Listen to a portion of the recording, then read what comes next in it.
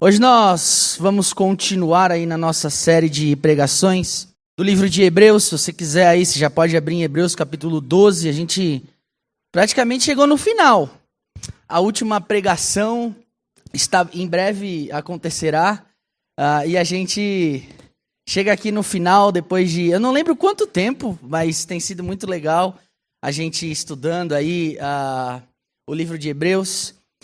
E antes da gente ler, eu queria contar um péssimo exemplo meu de quando eu era mais novo, porque nós vamos falar sobre algo muito interessante que eu acho que todo mundo aqui já viveu, está vivendo ou ainda vai viver. Quando eu era mais novo, até os meus 12 anos, morávamos só eu e minha mãe, né? Porque os meus pais se divorciaram cedo, então era eu e minha mãe, eu era exclusivo. Depois dos 12 anos eu tive que dividir a bênção, né? Tive que dividir a herança porque minha irmã chegou. E aí, quando eu tinha 12 anos, a minha mãe comprou um computador, o primeiro computador. E eu falei, uau, que incrível! Só que eu resolvi esquecer a vida. Eu resolvi ficar praticamente 24 horas no computador. Eu não queria fazer mais nada da vida. Eu não sei se você conhece algum jovem com essa idade que talvez não é mais computador, agora é celular. E aí eu não queria fazer mais nada e minha mãe resolveu dar um jeito. Ela resolveu levar o teclado para o trabalho. Eu falei, vai lá, besta, pode levar. Eu pensei assim mesmo, gente, eu confesso aqui. Eu uso o computador sem teclado, não tem problema. E aí eu entrei na internet, dei um jeito, me virei, descobri como fazer um computador funcionar sem teclado. Descobri que existia um teclado virtual, que eu usava ele com o mouse. Eu falei, que legal. Minha mãe achando, né, que eu tava ali sem mexer no computador. Até que um dia ela chegou em casa antes do horário do serviço acabar e me pegou mexendo no computador. Pois bem, no dia seguinte, ela colocou o teclado de volta e levou o mouse, dizendo, agora ele não mexe. Mal sabia ela. Não sei se vocês sabem, tem também como você mexer no computador sem o mouse. É um pouquinho mais complicado, mas dá. Pensando de novo a mesma coisa. Eu pensava mesmo, que besta, não sabe de nada, eu que sei tudo. E fazia as coisas do jeito que eu queria. E fiquei de novo mexendo no computador. Até que ela descobriu e resolveu levar os dois. E aí eu não tinha o que fazer. Fui pro videogame. Só que antes dela fazer qualquer coisa, eu peguei um dos dois controles que o videogame tinha e escondi. Pensando assim, eu acho que ela vai levar o controle também. Só que se ela levar um, eu já tenho o outro escondido. Queridos, era assim. Tentava, até que ela descobriu e, por fim, eu entrei no pior castigo que eu tive da minha vida. Ela não me deixou jogar videogame, ela não me deixou usar o computador, ela não me deixou ir pra rua jogar bola, ela não me deixou fazer nada. E aí eu brincava, eu falava, mãe, eu tô parecendo um presidiário, eu não posso sair de casa, eu não posso fazer nada. Ela falou, você merece. Você não me obedeceu, você não me ouviu, você não me respeitou, você não fez o que eu disse para você fazer, e por isso, então, a partir de hoje, você está de disciplina, você está de castigo, você vai passar por alguns apertos para você aprender a virar homem. Ela me disse exatamente desse jeito. Foi muito bom, eu aprendi muitas coisas, inclusive a criar coisas dentro de casa, sabe? Eu tinha que ter ideias assim para fazer. O que eu vou fazer? Só podia ver televisão. E aí eu estou falando de tudo isso, queridos, porque hoje, esse texto de Hebreus aqui, capítulo 12, ele é fortíssimo e fala exatamente sobre disciplina. Sobre essa mesma coisa que a minha mãe fez comigo. Por isso que eu disse, talvez alguns já viveram, alguns estão vivendo, alguns ainda vão viver. Só que o texto vai além. Não é uma disciplina qualquer, é uma disciplina vinda direto da parte do Senhor. Então, Hebreus capítulo 12, se você olhar aí no boletim, basicamente vai nos apresentar aqui a ideia de que Deus disciplina os seus porque Ele nunca quer o nosso mal. E aí ele vai tratar justamente alguns pontos aí. E o primeiro ponto da pregação, que você pode ver aí, eu coloquei, que é a ideia de você olhar para Jesus, que é o autor e consumador da nossa fé. Hebreus capítulo 12, do versículo 1 até o 4. Deixa eu abrir aqui. Diz o seguinte, a partir do versículo 1. Portanto, também nós, uma vez que estamos rodeados por tão grande nuvem de testemunhas, livremo-nos de tudo o que nos atrapalha e do pecado que nos envolve e corramos com perseverança a corrida que nos é proposta. Tendo os olhos fitos em Jesus, autor e consumador da nossa fé. Ele, pela alegria que lhe fora proposta, suportou a cruz, desprezando a vergonha, e assentou-se à direita do trono de Deus. Pensem bem naquele que suportou tal oposição dos pecadores contra si mesmo, para que vocês não se cansem e nem desanimem. É o que o texto diz até aqui. Ele já começa dizendo aí, texto bem difícil, talvez de interpretar, tem muitas ideias a respeito desse negócio aqui, dessa tão grande nuvem de testemunhas.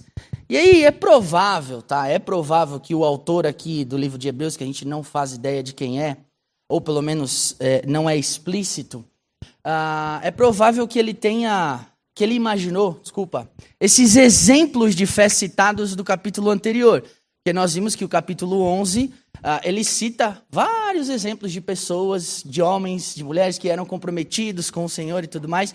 Então, é provável que ele tenha pensado ali, que ele tenha imaginado esses exemplos de fé dessas pessoas que hoje já estão no céu, devido a terem sido justificados pela fé. A justificação no Antigo Testamento funcionava de uma forma diferente ali do Novo, mas que de alguma forma eles podem nos ajudar a superar o desânimo, como por exemplo, enquanto eles estiveram vivos. O que ele está querendo dizer aqui para nós, é provável, é o seguinte: olha, nós temos uma nuvem, ou seja, nós temos pessoas que um dia viveram uma vida que agradava a Deus, e por isso hoje elas podem ser um ótimo exemplo.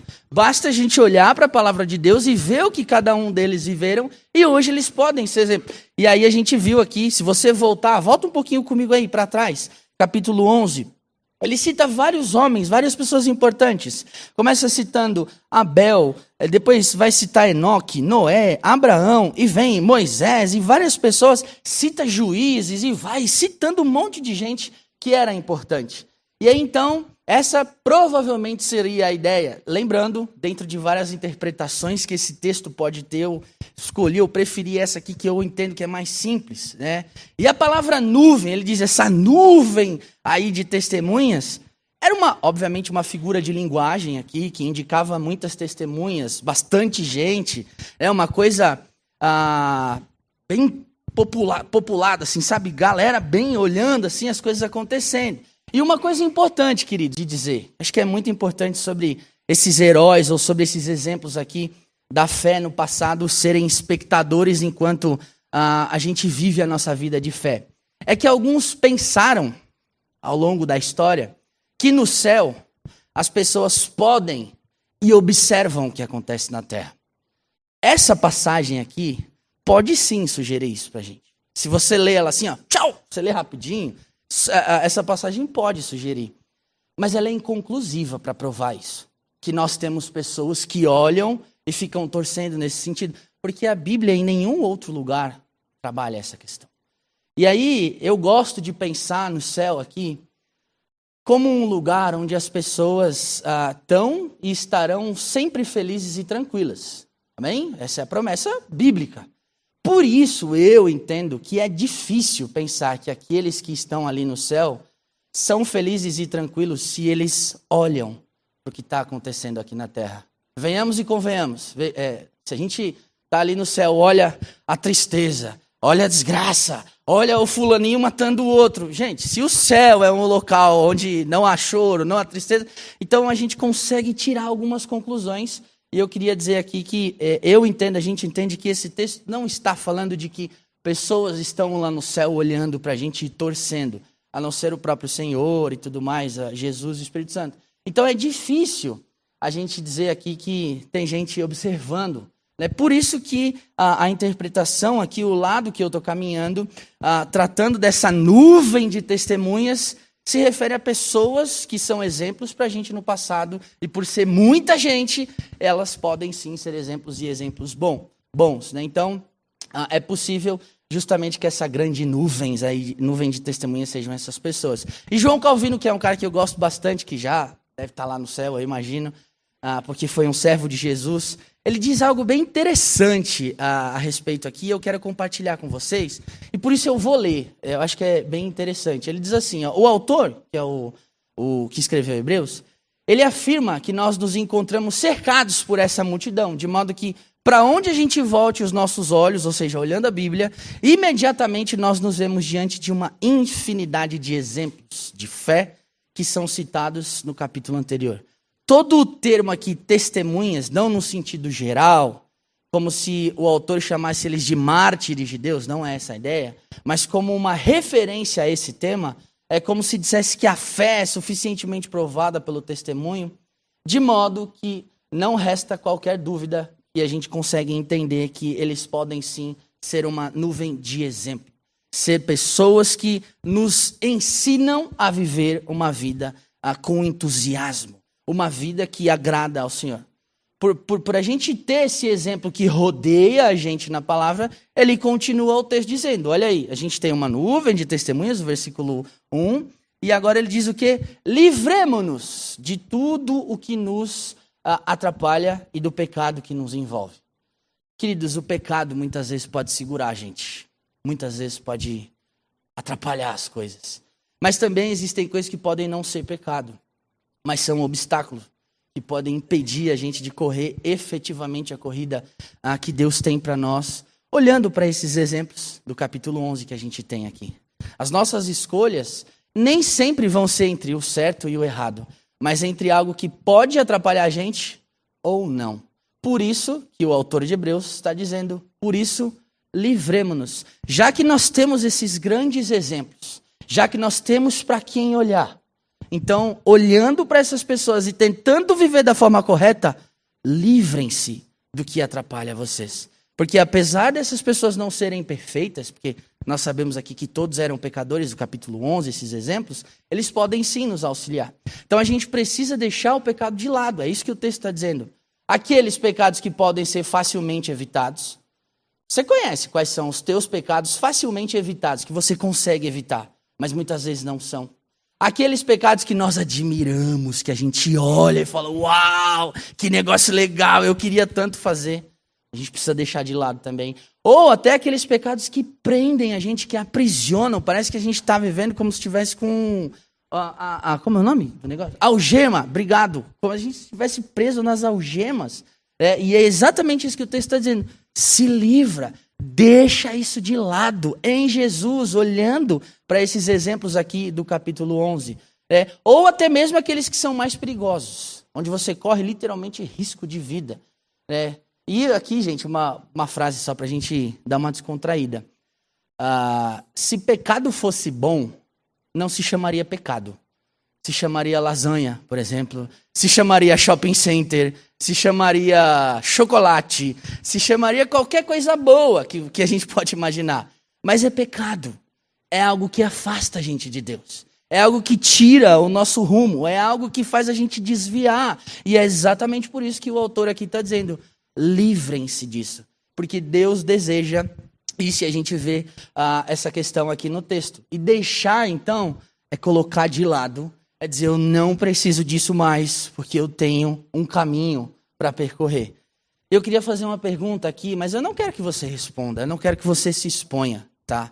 Eu quero que você responda para você mesmo. Eu já me fiz essa pergunta aqui, acho que umas 7 vezes, enquanto eu estava preparando esse estudo aqui. Existe algum peso na tua vida que você precisa deixar de lado? Existe algum pecado na tua vida, seja aquele bem cabeludo ou aquele... mais carequinha, assim. Existe algum pecado? Pensa aí.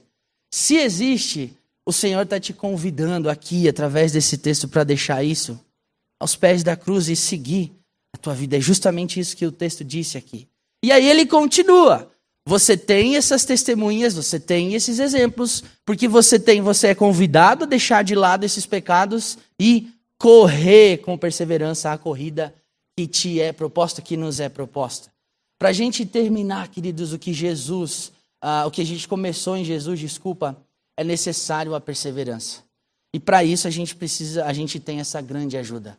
E o Charles Spurgeon, não sei se você conhece, é outro cara fantástico que já foi também, já está com o Senhor. Diz que o Senhor Jesus está com a gente no ponto de partida e sinceramente nos diz o seguinte, não corram, mas diz o quê? Eu vou correr com vocês. Isso não é frase minha, tá? Isso é frase do Charles Spurgeon. E eu achei muito legal, porque na nossa corrida, mediante a fé, pensando na perseverança, nós não estamos sozinhos, queridos. Tem alguém que corre junto com a gente. Tem alguém que incentiva a gente. E tudo fica menos difícil, pelo menos eu acho assim. Uma coisa é a gente ir sozinho. Você que correu aí uma maratona, você sabe como é. Não sei se tem alguém que corre maratona aqui, além do pastor Klaus. Tem? Ah, é verdade. Maria, André, corre aí pra cá. Não é fácil você correr sozinho. É muito bom você ter um parceiro ali correndo, um incentivando o outro, não é mesmo? É legal. E é justamente essa ideia que o Charles Spurgeon sugere aqui. Você não corre sozinho. É como se Jesus estivesse dizendo, vai lá, eu estou aqui, vai lá, vai dar certo, eu estou sustentando, eu estou guiando, eu estou te instruindo. E Deus coloca então diante de cada um de nós uma corrida. E cada um de nós precisa correr. Isso vai envolver esforço da nossa parte, isso vai envolver comprometimento, isso vai envolver algumas coisas. Então, ser simplesmente tão somente passivo, ou seja, ser levado de um lado para o outro, ou nunca fazer nada, ou até mesmo não querer correr, não adianta. O texto está dizendo o seguinte, corram. Vão em direção ao alvo de vocês, que é a cruz, que é Jesus, que é a santidade, que é viver de uma forma diferente. E ele diz, corram, o texto vai dizer, tendo os olhos fitos em Jesus, tendo os olhos fixos em Jesus, que é o autor e o consumador da nossa fé. E eu nunca me esqueço do texto ali, nos evangelhos, quando Pedro, toda a galera está ali no barco e vê Jesus, e aí Pedro fala, é tu mesmo? Então fala para eu ir até aí.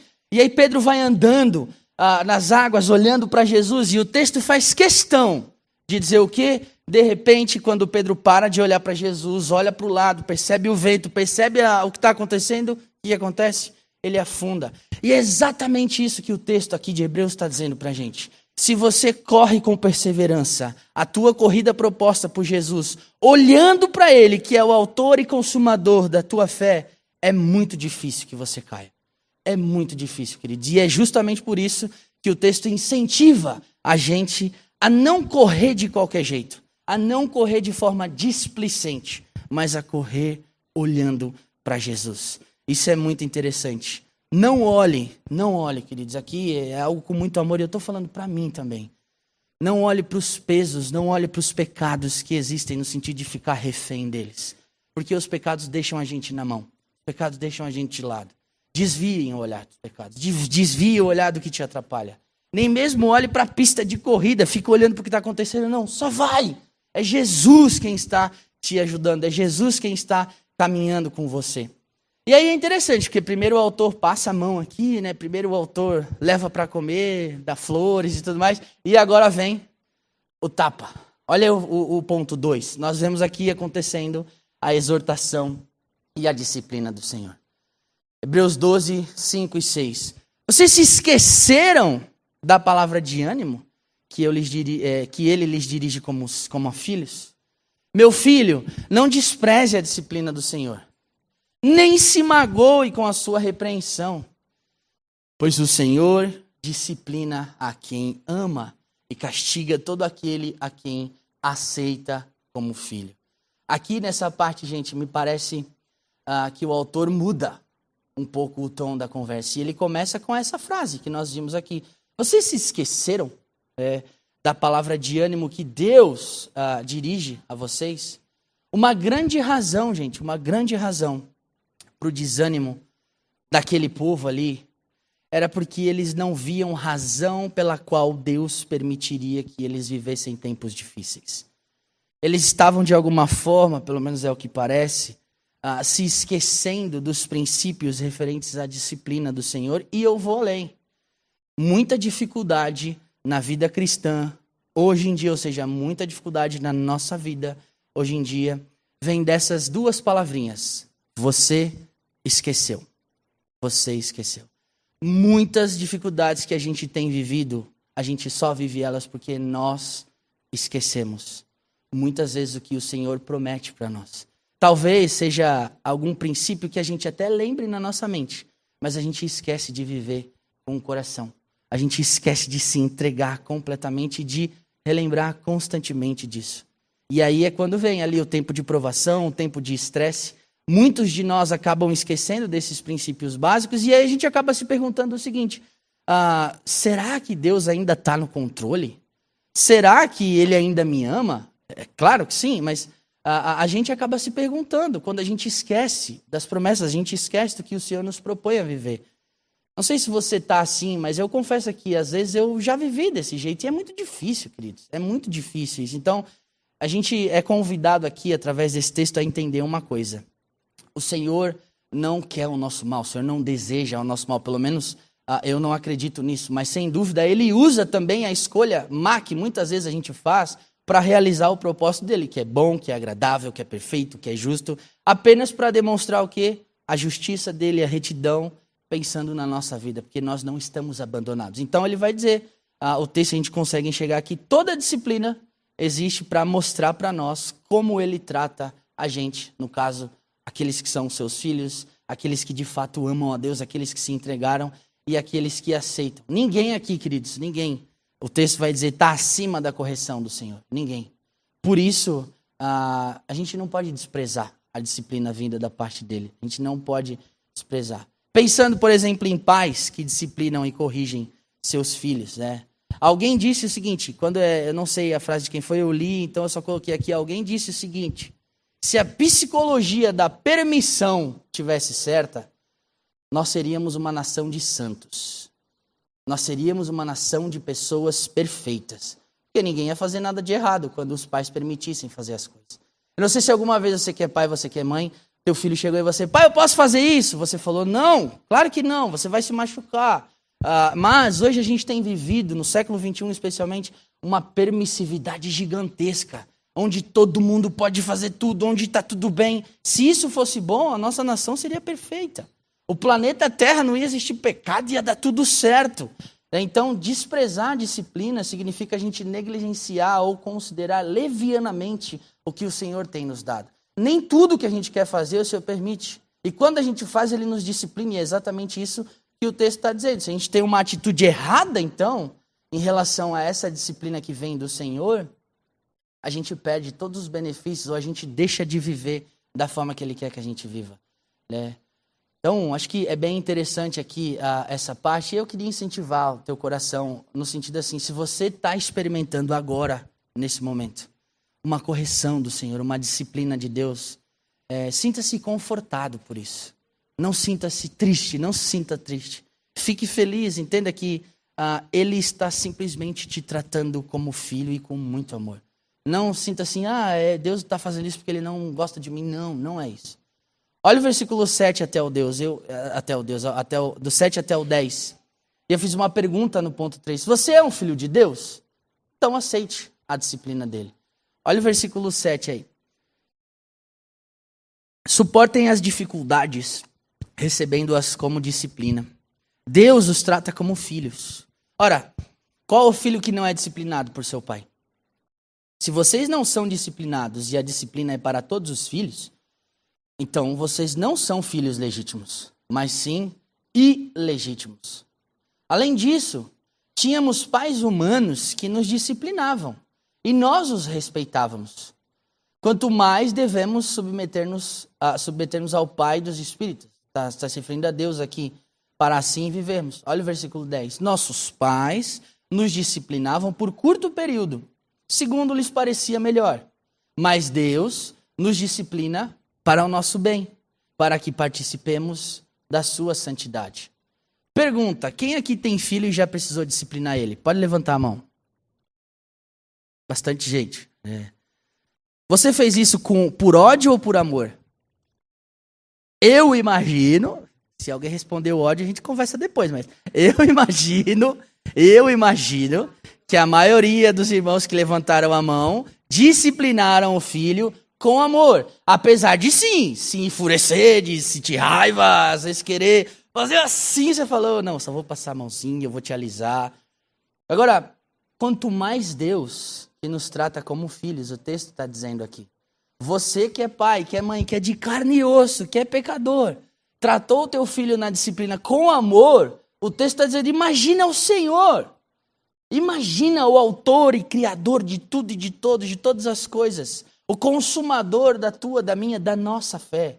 Um fato aqui, queridos, fundamental do crente com Deus é que ele é, ou deveria ser para o seu povo, um pai amoroso e bom que ama o seu filho.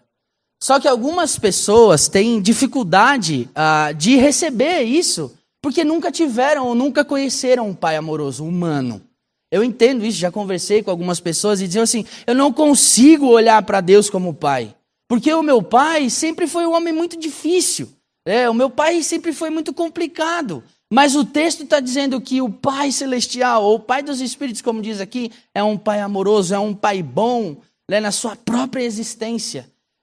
E esse tipo de pessoa, essas pessoas que não tiveram uma boa experiência com seus pais, ainda assim podem perceber e receber o amor expressado pelo Pai através de Jesus na tua e na minha vida, na nossa vida. É isso que o texto está dizendo. Apesar de você, quem sabe, ter tido experiências ruins com o teu pai terreno, o teu Pai Celestial te ama e quer te disciplinar e quer fazer as coisas com você de uma forma completamente diferente. É isso que o texto está dizendo para a gente.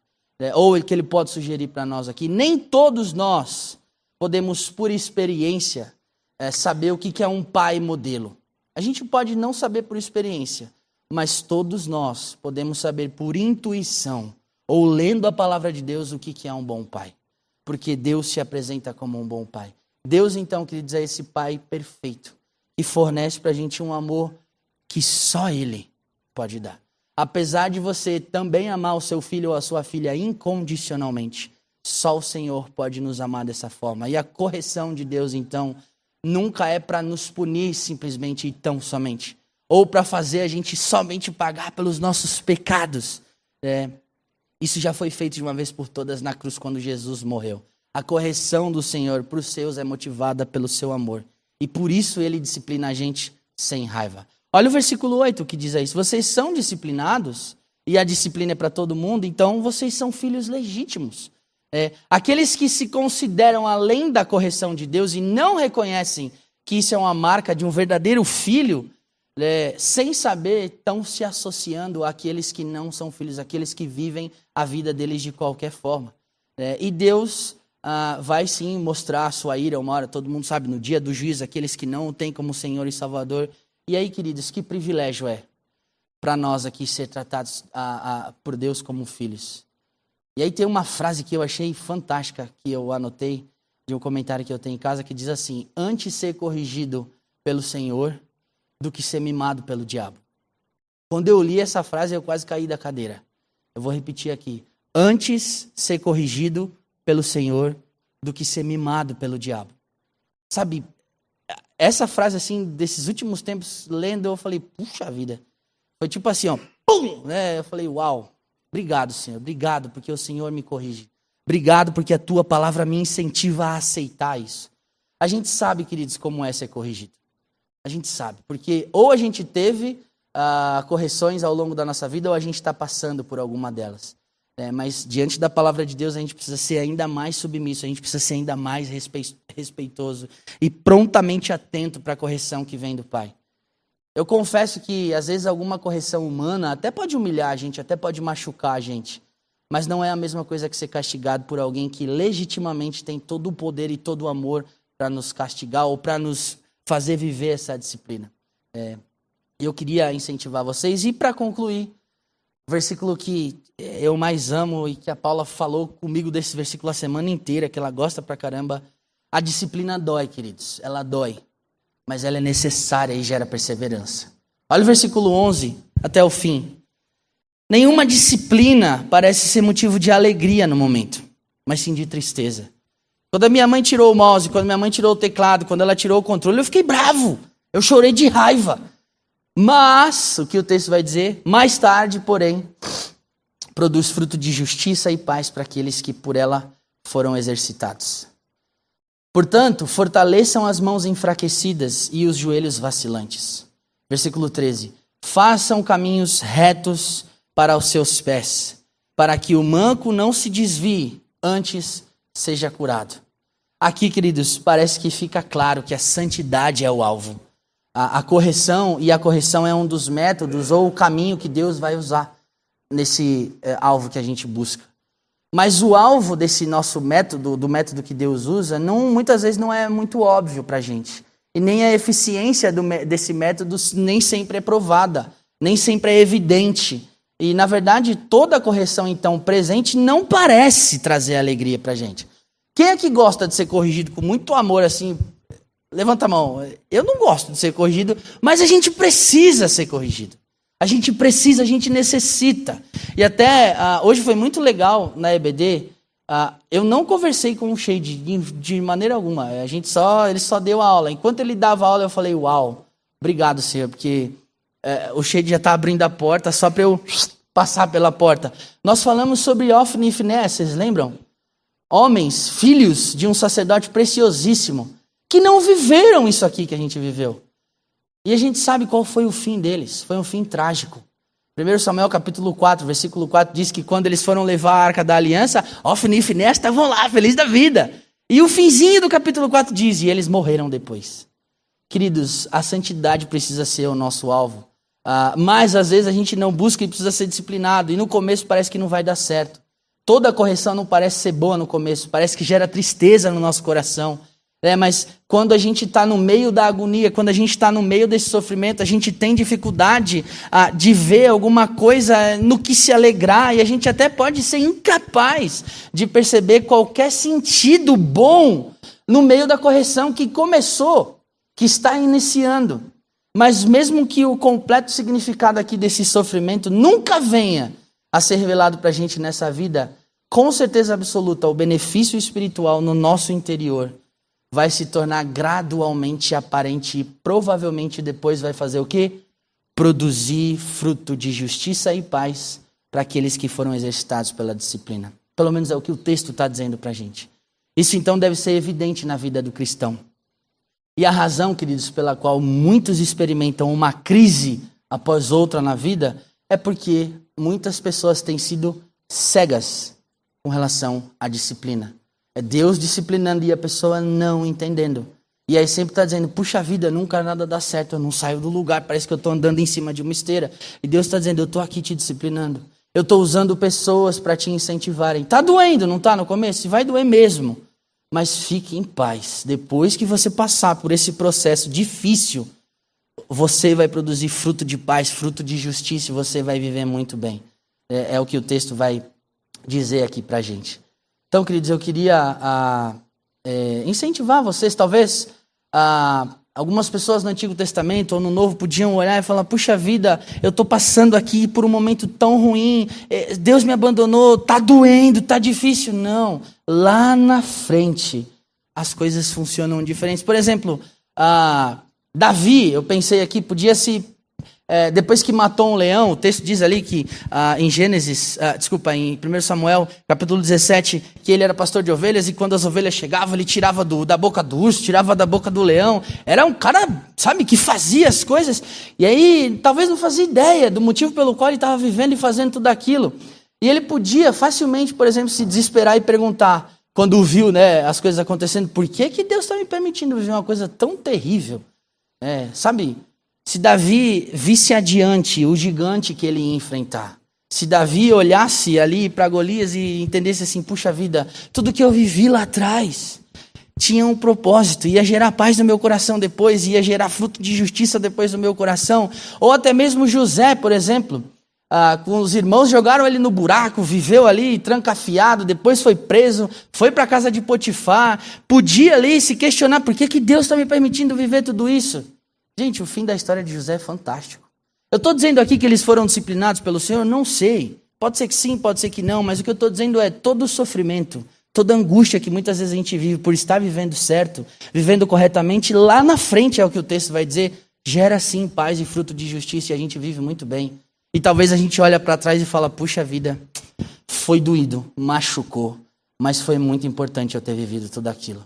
Porque Deus sempre tem um propósito para todas as coisas, conforme está escrito em Eclesiastes capítulo 3. Abram aí comigo. Eu não coloquei no boletim de propósito para a gente ler Eclesiastes capítulo 3, versículo 1. Um texto muito legal, eu gosto bastante. Diz o seguinte, para tudo há uma ocasião certa. Há um tempo certo para cada propósito debaixo do céu. E aí ele continua. Tempo de chorar, tempo de sorrir, tempo de jogar, tempo de recolher, tempo disso, tempo daquilo. Por isso, queridos, a gente pode confiar no Senhor. Creia nele, ele sabe o que está fazendo. A correção, às vezes, parece vir assim, machuca, é como se fosse uma surra que dói. Ela literalmente machuca. Mas, se a gente continuar nessa linha, sem dúvida alguma, nós receberemos benefícios e viveremos muito bem, muito bem. Amém, gente? Fiquem firmes no Senhor. Não desprezem a disciplina, está aí o texto de Provérbios que vem do Senhor. Né? Não se magoe com a repreensão dele, porque o Senhor disciplina a quem ama. Assim como o pai faz com o filho a quem ele deseja o bem. Vamos orar? Senhor, muito obrigado, porque nós podemos olhar para a tua palavra e por ela sermos incentivados a viver de uma forma que realmente te agrade. Eu sei, Deus, que não é fácil nós sermos disciplinados. Eu sei que não é fácil nós aceitarmos a disciplina, porque muitas vezes nós ainda entendemos que estamos certos. Talvez até somos orgulhosos, pensando, não, eu não preciso disso, eu estou vivendo muito bem, está tudo certo, não tem sentido isso que o Senhor está querendo fazer comigo através de pessoas, através da liderança ou através dos meus amigos. Que em nome de Jesus, Deus, tudo isso caia por terra. Que nós abaixemos o escudo, sabe, do nosso ego, do nosso orgulho, e entendamos que esse texto aqui, de fato pode falar ao nosso coração no sentido de que nós podemos entender que sim, se o Senhor quiser nos disciplinar, nós simplesmente precisamos dizer, Senhor, eu estou aqui, aberto, para aprender do Senhor através dessa disciplina, que talvez no começo me machuque, talvez gere tristeza, mas lá no futuro, lá na frente, gerará paz e fruto de justiça, conforme o texto diz aqui para nós. Que Jesus, o nosso maior exemplo, que não foi citado, por exemplo, ali no capítulo 11, mas que é citado em toda a palavra de Deus, praticamente do Gênesis até o Apocalipse, possa ser aquele a quem nós vamos olhar para conseguir correr a nossa corrida, aquele que nós vamos olhar e ter como o nosso maior exemplo, aquele que é o nosso consumador, o autor da nossa fé, aquele que nos incentiva, aquele que nos faz viver uma vida em busca pela santidade, orando, lendo a tua palavra e vivendo a comunhão dos santos, que é isso aqui que nós estamos vivendo. Por favor, Deus, eu te louvo, porque nós temos a oportunidade de viver e de ler esse texto tão rico e tão precioso do livro de Hebreus. Muito obrigado, porque um dia o Senhor usou alguém para escrever algo que hoje, tanto tempo depois, nós estamos falando e podendo sim ser edificados por esse texto. Então, em nome de Jesus, nos ajude, Deus. Continue a falar conosco. Nós estamos aqui querendo constantemente te ouvir, Deus. Por favor. É com alegria e com gratidão que eu faço essa oração. No nome santo e no nome precioso de Jesus. Amém.